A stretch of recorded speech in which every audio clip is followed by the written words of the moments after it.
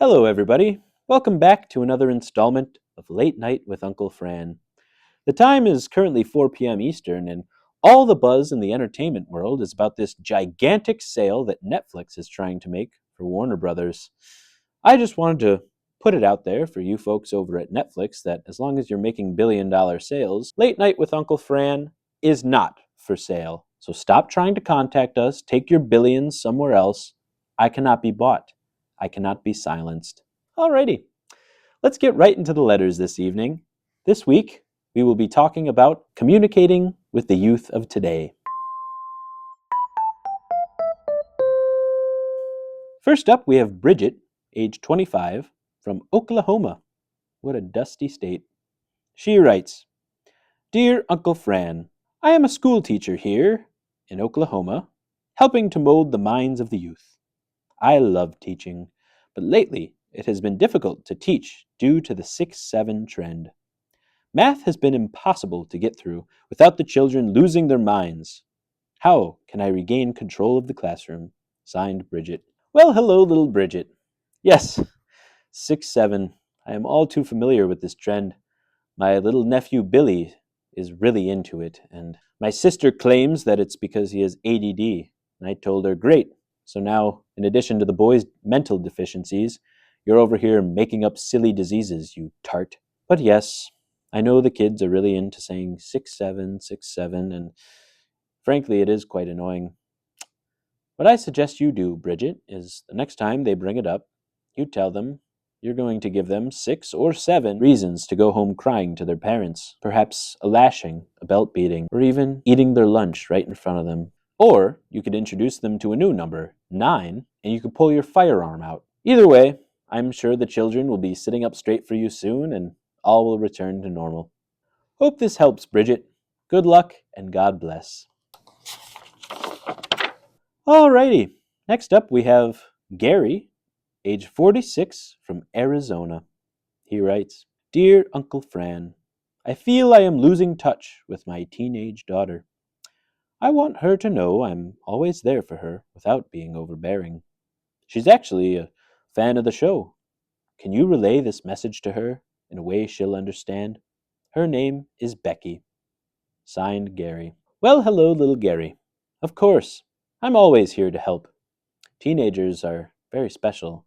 They're little rats that speak their own language, but luckily, I know just what to say. So, little Becky, hello, Queen. I hope you're watching. Your beta cuck femboy father has asked me to reach out to you on his behalf. You see, he feels he may be Delulu, but he thinks you guys are losing touch and he's down bad for some father-daughter bonding time and he'd like you to answer his phone calls. He knows you view him as totally cringe and who knows, maybe he's completely Delulu for continuing to try to reach out to you, but he stands you, Becky, and he loves you very much. Come home to Daddy. Clock it. Hope this helps, Gary, and little Becky, I hope you feel seen. Alrighty, moving right along. Our last letter this evening comes from Brian, age 20, from the great state of Texas. He writes, Dear Uncle Fran, I recently got married, and I have had a lot of pressure to have children. My parents want grandkids so badly, but my wife and I are still getting settled. Now is not a good time. What do I tell them? Signed, Brian. Well, hello, little Brian. To be honest, I completely understand you. I don't blame you for not wanting kids. Parenthood is a complete and total nightmare. I've mentioned her once on the show before, but I do have a daughter. Her name is Martha, and I haven't seen her in quite some time. Her mother died when she was a young girl, and it was up to me to raise the daughter, all by herself. I taught her what it means to be a woman. I raised her into adulthood, and I'd like to say I did a fine job. But then I made one fatal mistake one day. You see, Martha told me she was bringing someone home for the holidays, and I was a little on edge, my baby girl bringing home a new man in the house. But I was very excited to see my baby girl. I'm asleep in my bedroom. Martha is staying in her childhood room, and suddenly I hear a rattle at the door. I get up out of my bed. I undo the safe, and I grab my sawed-off shotgun. I keep it handy at all times. I go to the door and I see a shadowy figure there, standing in the doorway. I ask the shadowy figure, "Announce yourself. Tell me who you are." No answer. So I did what anyone would do, and I sent a fiery round right through that door, blasting into the stomach of whoever stood there. Martha came running down the stairs in a panic. I said, "Don't worry, sweet baby girl, the home is safe. You can go back to sleep." She said, "Dad, you fool. That is my boyfriend, Stanley. You just tore a hole through his stomach. He has shrapnel in his neck." I said, "The boy didn't announce himself, darling. What did you expect me to do except blast him full of lead?" She has not spoken to me since that day, and, well, Stanley is in hell, I'm sure. Little Brian, to be honest with you, I completely forgot what your question was, but I appreciate you letting me open up about my sweet daughter, Martha. And Martha, if you're watching, which I like to hope that you watch every episode, I'd appreciate at least a call. Any Hoosers, we're going to move on from that. It's time to hear from my good friend Bert. Let's see what he's up to.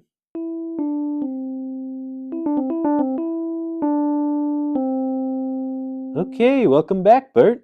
How are you today? I'm good, Fran. How are you? I'm doing great. Bert, you look a little shook up about something. Is everything all right?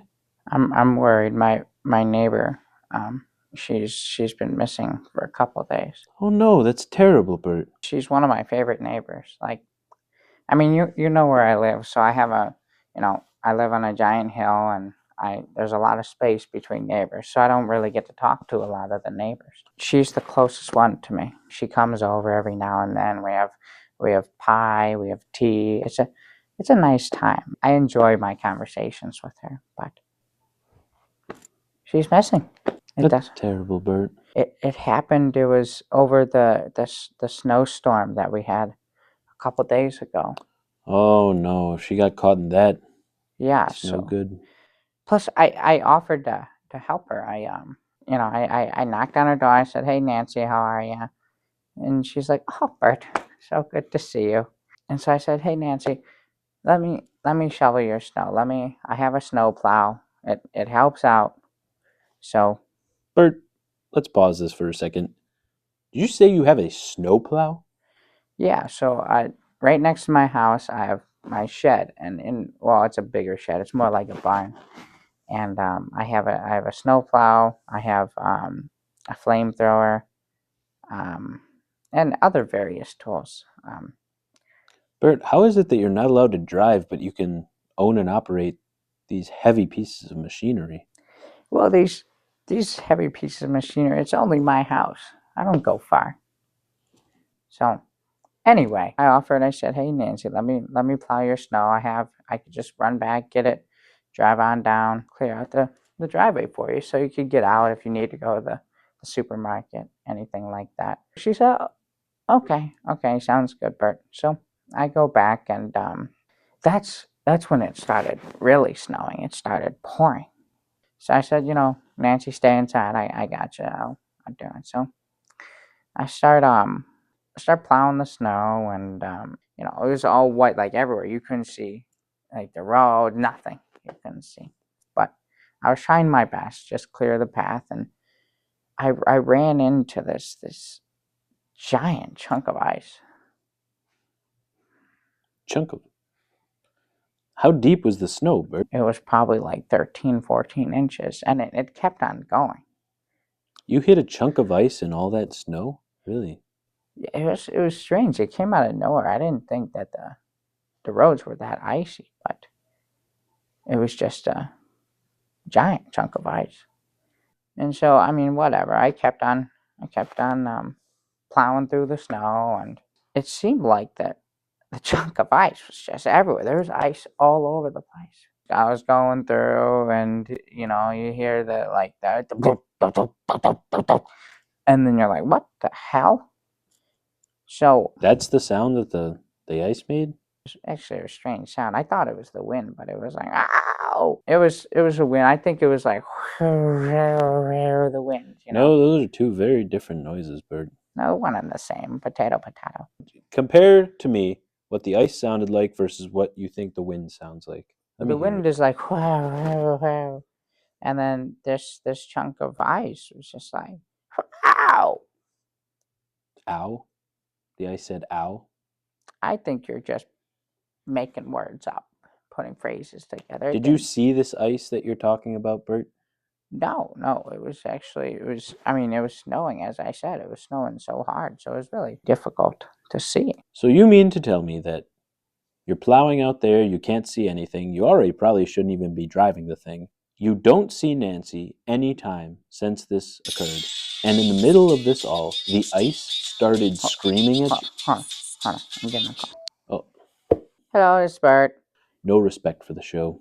Oh, that's good to hear.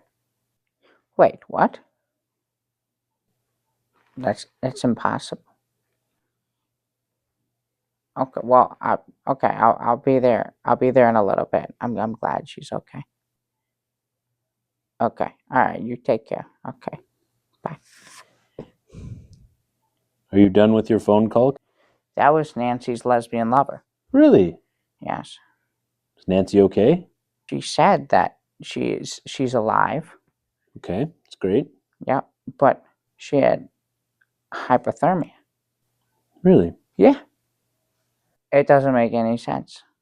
How could you get hypothermia if she was inside? So maybe her heat wasn't working. That would make the most sense. Was there anything else wrong with her? Did she have any injuries? Well, she said that she had a shattered leg, so I figured she must have fell down some stairs or something. Yeah. Bert, from what I'm gathering, I'm pretty sure you nailed your neighbor with your snowplow. How could you say such a thing? Always with the accusations. I'm just putting the pieces of the puzzle together. Ice doesn't scream, Bert. It also doesn't go ba-dump, ba-dump. It's more of a crunch of the ice. Did the ice scream for help? I bet it did. I don't know. It was snowing so hard. The wind was loud, so it was difficult to hear. But it may or may not have made like a help sound. I rest my case. There you go. That's all you need to know. Ice doesn't scream for help, Bert. Frail old women do, but ice does not. She should have listened to me. I told her to stay inside, and she should have been fine. That ignorant bitch.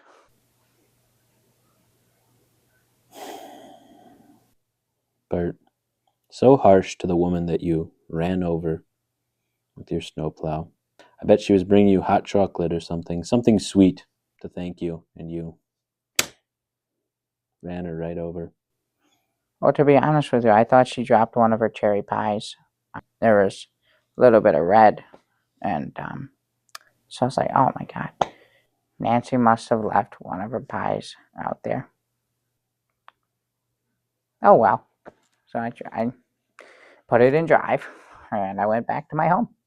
But what, you're going to visit them? I heard you say you'd see them soon. Yeah, so Nancy is, she's in recovery, and her handsome lesbian lover seemed pretty angry with me. She is not someone I want to cross. She has the spiked hair, just like shaped like the State Puff Marshmallow Man, and it's a thick, scary woman to trifle with. I think I know her. She sounds familiar. So they asked you to come to the hospital? Those weren't her exact words. What were her words? There was a lot of F's, both F's, and there was a couple MFs. There wasn't a lot of nice words after that. But I think it's a good idea to go, and I was thinking, even as like a joke, because Nancy and I like to joke like that. I was thinking of going to the store and getting her a little snowplow and bringing it to her. Bert, I wouldn't do that. What I would do is go get a lawyer and make sure he is with you at the hospital. Why? Just a safe thing to do, a smart practice, just in case. I don't mean to accuse you, Bert, but it sounds a little fishy. I think it'll all blow over. Alrighty, well, we're going to go ahead and wrap this up before Bert incriminates himself any further. Bert, I hope to see you next time. The new year is coming up, and I'd love to celebrate it with you. I hope Nancy can join us.